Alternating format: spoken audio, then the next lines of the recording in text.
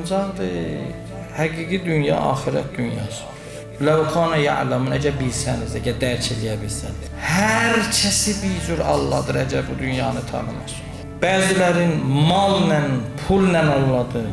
Bəziləri atası ilə Allahdır. Bəzilərin anası ilə Allahdır. Bəzilərin övladı ilə Allahdır. Bəzilərin qohum əqrabı ilə Allahdır. Bəziləri qardaşla Allahdır. Əmrasın oğlu kimi. Bir dəstə ilə oturmuşdu. İmam Hüseyn əleyhissalam keçdi. Dedi ki, hər kim behiştlik bir insan görmək istəyirsə bu kişiyə baxsın. Bilirsən ki, bu İmam Hüseyn əleyhissalam barəsində yəni əqidəm budur.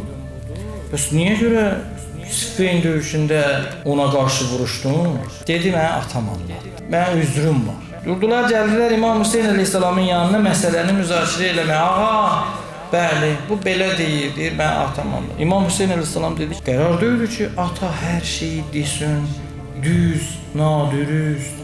Sən qəbul edirsən. Atiyə, aniyə, itaət vacibdir. Amma Allahın vilayəti atanın vilayətindən üstündür. Ehtiram eləmək lazımdır, hörmətin qoru saxla.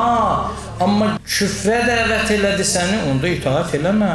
Hörmətini də saxlayacaqsan. Vələ o kana kafirən. Əgər kafir olsa da hörmətini saxlayacaq. Əgər sənin barında haqsızlıq eləsə də hörmətini saxlayacaqsan. Amma itaət eləməyəcəksən. Səni əgər pisliyə dəvət edirsən, Allahın qanunun tapdalmağa dəvət edirsə, itaət eləməyəcəksən. Valideyn övlada nisbətdə nə qədər məsuliyyət daşıyır, nə qədər valideynlər övladları üçün hesab kitab olunacaqlar, nə qədər valideynlər övladların fitrətin xarab etdikləri üçün, düzgün yönləndirmədikləri üçün, yaxşı tərbiyə vermədikləri üçün cəhənnəm əhli olacaqlar, əzaba düçar olacaqlar.